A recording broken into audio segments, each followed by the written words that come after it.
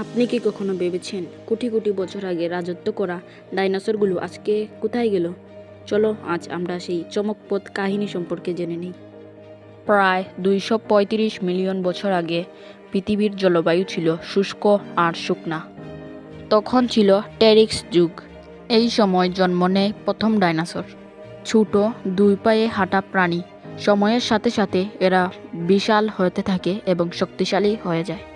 কেউ ছিল ঘাসখোর, কেউ কেউ ছিল মাংসখোর, কেউ আকাশে উড়ত, আবার কেউ পানিতে সাঁতার কাটত।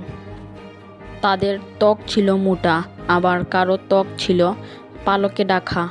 তারা দল বেঁধে হাঁটত। তারা ছিল শীর্ষ প্রাণী, তাদের কেউ শিকার করতে পারত না। তারা শিকার করত এবং তারা ডিমও পারত। প্রায় 65 মিলিয়ন বছর আগে এক বিশাল গ্রহাণু পৃথিবীর মাঝে ধাক্কা মারে আজকের মেক্সিকোর কাছাকাছি। প্রচণ্ড বিস্ফোরণে অনেক কিছু ধ্বংস হয়ে যায়। আকাশ ঢেকে যায় ধুলায়, সূর্যের আলো বন্ধ হয়ে যায়, গাছপালা মরে যায়, পৃথিবীর তাপমাত্রা বেড়ে যায়।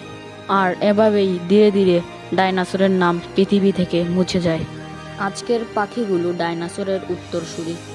বিজ্ঞানীরা বলেন অনেক ডাইনোসরই ছিল পাখাওয়ালা, তাদের বিবর্তনের ফলে আজকের পাখি এসেছে। আজকের ভিডিওটি এই পর্যন্ত।